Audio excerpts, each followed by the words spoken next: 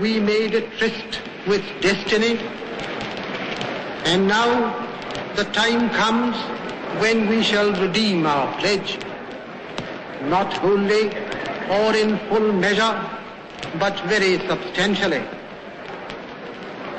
At the stroke of the midnight hour, when the world sleeps, India will awake to life and freedom.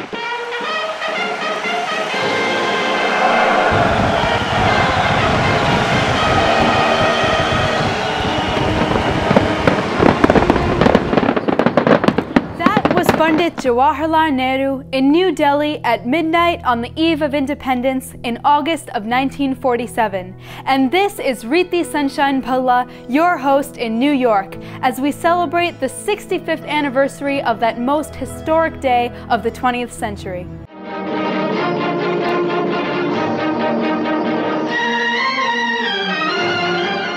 Newsweek named my next guest one of the 50 most powerful people in the world. Los Angeles Times called him the world's biggest movie star. He has won the highest number of Filmfare Best Actor awards, which ties him with the legendary Dilip Kumar, both having received 8 such awards. He is the recipient of the Padma Shri from India, Ordre des Arts et des Lettres from France, the Pyramid Khan Marni Award from UNESCO, and L'Étoile d'Or from the King of Morocco. Amongst the actors of the Indian film industry, there have been many superstars over the years, but there is one and only one king of Bollywood, King Shah Rukh Khan, who rules the hearts of 1 billion fans around the world.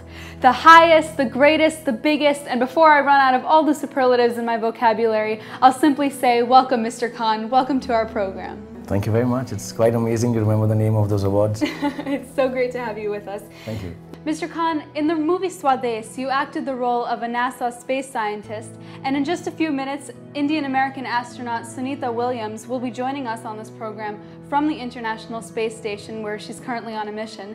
And interestingly enough, both you and Sunita Williams were born in the same year. She went up there with 2 other astronauts, and she'll be there for the next 4 months. So, Mr. Khan, if you were to go on such a space mission and were given the choice to choose your 2 companions to go with you, who would you pick? First of all, it's a great honor to be on the same program and kind of share the same airspace as Sunita Williams. Congratulations to you, and absolutely wonderful. You made us so proud. You make us so proud, and all your achievements and all the hard work that goes in it, we from the outside, I'm sure, don't even understand it, but the time it takes, the sacrifices you've made. So bless you for being so wonderful. And if I was ever fit enough like Sunita Williams to be allowed to go on a space endeavor, I would, I think now, if you ask me, I take my son and daughter. I find them my best friends. I also realize that I like my children. I love my children, not because they're my children, but because I have formed a relationship, a friendship with them. They're 14 and 12. And when my son was young and I asked him what he would like to be, so he said, I would like to be an astronaut at night and a football player in the morning. So I think that would get fulfilled if I take him. And Suhana has to come along because she has to. She likes all things pretty, and I hear from people who've been out there in space that space is beautiful. So yeah, those are the 2 companions I would take with me. Absolutely, that's a good choice. And you know, when you're up there in space for 4 months in the same area, away from friends and family and the whole world, it can get, you know, repetitive and lonely. So if you were to take 2 movies with you to entertain yourself, which 2 would you choose? I don't know, for someone like me who's always surrounded by people, I would really welcome 4 or 5 months away in a small space, confined and just flying around and, you know, floating. That would be quite a thing. As long as, I don't know, I'll ask Sunita if we can read that, as long as I can read and use the internet. But the 2 movies I would take, I know, I'd like to take, Indian movie-wise, I would take, I think I'd take Sholay. I think that's watchable again and again. And another Hindi film called Jaane Bhi To Yaro, which was made by Kundan Shah. I think those 2 are the Hindi choices. In terms of English movies, I would take, if the kids are coming along, I'll have to take some animation films, you know, or some anime which the boys like from Japan. So maybe Tangled, I like that movie. I love that movie. Yeah, I thought that was very sweet. Or even the new Red Riding Hood. I thought that was a little mean and nice. So 1 movie for the kids and 1 for myself. I would take It's a Mad, Mad, Mad, Mad World. I think that's very funny. Definitely. Another very good answer. And Mr. Khan, today we're celebrating the 65th anniversary of India's independence, and I understand that your father played an active role in the independence struggle. So could you tell us a little bit more about him? Yes, if I'm not mistaken, in terms of age, he was one of the younger freedom fighters, went to jail when he was 19 or 18, I think.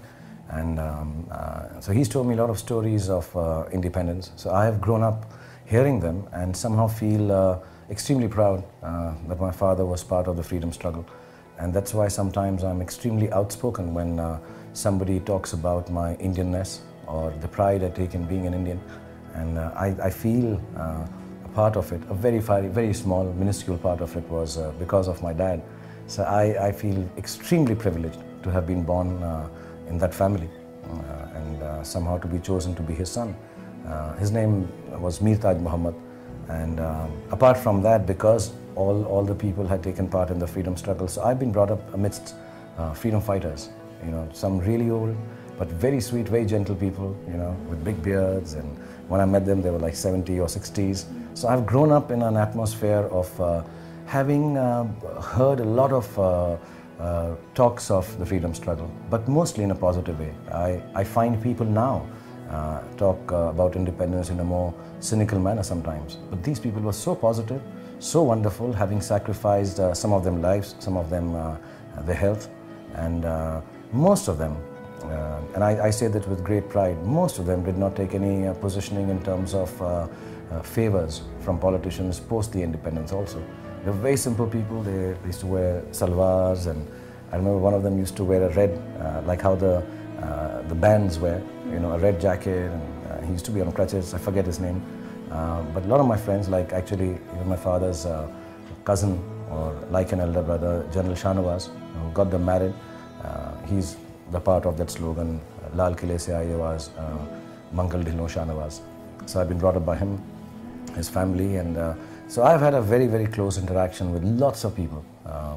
And you know, the stories they've told me about how they would be in jails and then dal would be given to them, and it used to be in rusted pots. So the reason was to divide the unity amongst these freedom fighters. So if you didn't take it fast enough, the rust would come and cover it and you couldn't eat the dal after that. So, you know, they had to figure out a way, otherwise they'd be fighting like, you know, for food.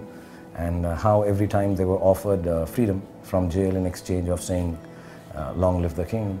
And so I don't hold anything against any countries anymore, keeping in mind those times of conquests. But I think these are very brave people, very strong, very gentle, and I believe very proud people. And I'm just very glad that I had to somehow spend a part of my childhood, at least till I was 15, 16. I meet some of them now, but I think I'm privileged to have been in such close touch with the freedom fighters for this country. So I feel extremely proud, not only on 15th of August, but the whole year round, the whole life that is given to us. And I think obviously the time of you know, territorial independence is over.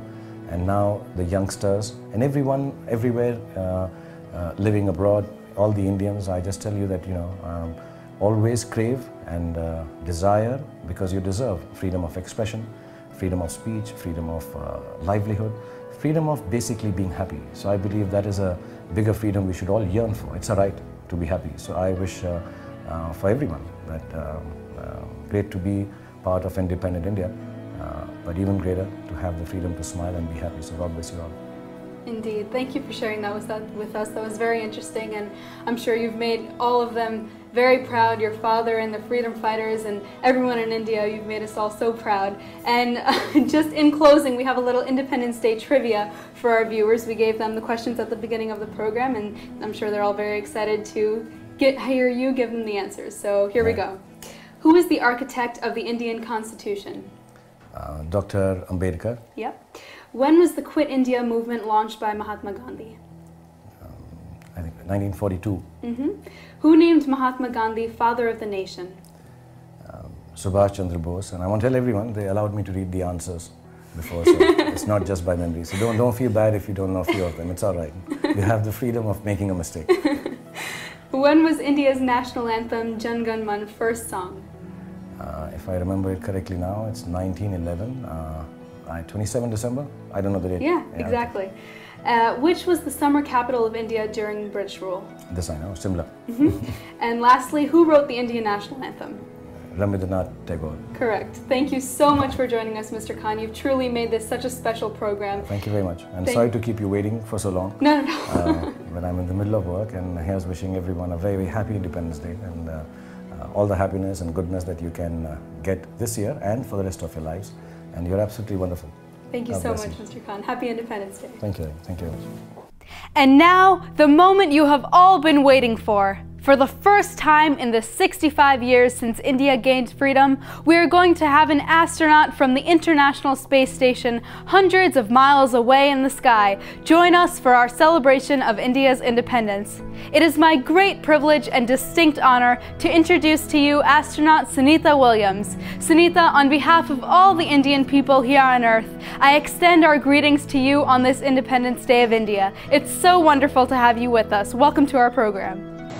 Hello, thank you Riti Sunshine for inviting me to join in your Indian Independence Day celebration today. My name is Sunny Williams. I'm up here on the International Space Station representing the United States and our partner countries as we orbit the Earth 16 times a day. Of course, you probably know I'm half Indian. My father's from the state of Gujarat, so I'm very familiar with the customs and cultures of India, and I'm just so proud to be part of the celebration today. Happy Independence Day for India, and I want to give you a little tour of the International Space Station, just like how we came out from our Soyuz into the station.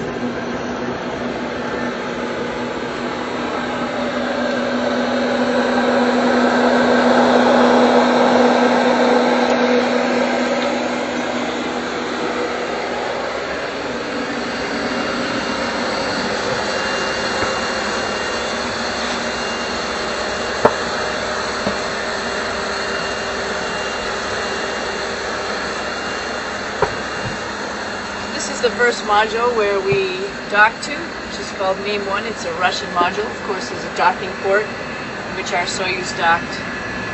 We're coming into the main node, which connects the whole station together, the Russian part and the partner US partner section.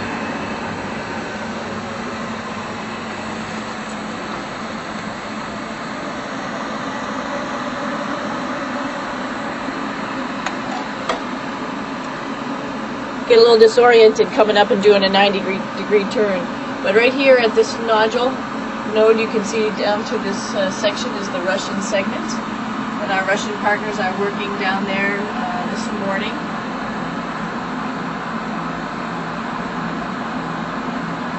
And then we'll be going into the partner segment, and I'll show you all the different modules from all the different countries that are participating in the International Space Station. So come on and follow me.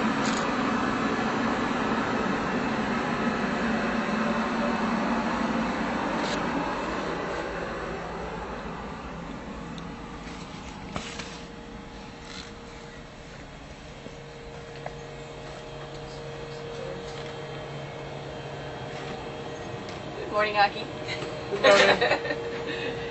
Here we are in Node 1. Again, a node, meaning a lot of things are connected to it. Some interesting things that are connected right here are the airlock, where we do spacewalks out of. Our spacesuits are getting ready for a spacewalk right after India's Independence Day. It'll actually be August 30th, so about 2 weeks after India's Independence Day. We also have what we call a closet, and we keep a lot of our supplies and goods right below us. So this is one area that you can really get a little bit lost in, because it's a little confusing with all the different modules coming off of it. One other area I'm going to show you right now is Node 3, which is essentially our gym, and also has something special, which I'll show you in a minute.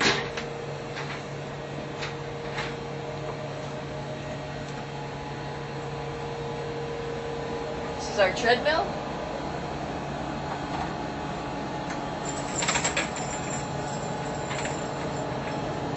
Our weightlifting machine right here, where you can do exercises for strength, particularly for your legs. And then This is the surprise. It's the cupola. It's one of the best places in the space station.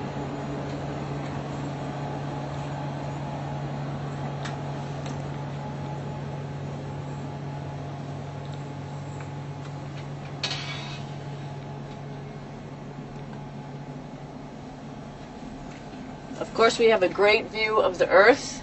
Right now it's pretty cloudy, and we're flying over the ocean. I think we're right around the Pacific Ocean at this moment in time. Unfortunately, we are missing India, but I wanted to show you a couple things from this view. Where I was in the very beginning of the video was right in that spacecraft right there. That's our Soyuz spacecraft that was connected, that is connected to the space station. A little smaller than the whole rest of the space station, so it's a little bit crowded. Another really interesting module that we have on board right now is the Japanese HTV, which our crew grabbed with the Canadian robotic arm and attached to the space station. And so you can see why we spend a lot of time in here looking at our beautiful planet from this view. And we'll come back down now to the U.S. laboratory.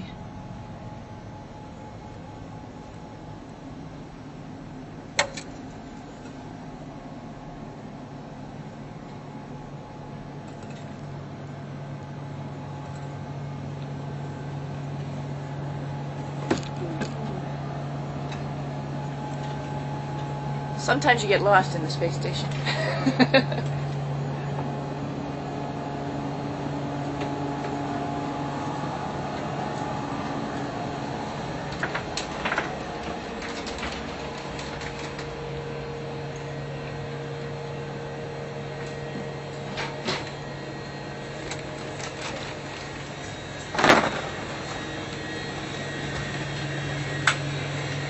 This is Destiny, the U.S. laboratory's nickname, and it was it's pretty much the heart of what we call the partner segments.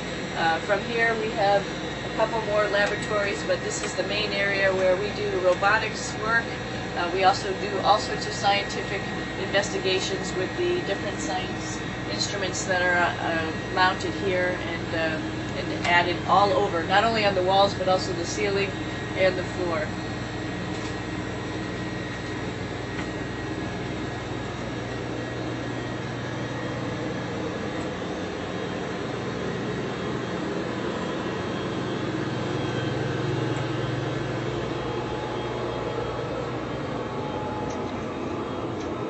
Next is node 2, sort of like node 1. It has pieces and parts connected all over the place. HTV, the big gold module that you saw outside, is connected to our floor right here. We got a lot of supplies from it, and we're taking those out, and then we're going to use it as a trash compartment, put all of our trash in it, and so that's how we get rid of all of our trash. To the right is the European laboratory, the Columbus module. We do a lot of medical experiments in this module, and again it has all sorts of other experiments mounted all over the ceiling, floor, and each of the walls. And finally I'm going to take you into the Japanese module.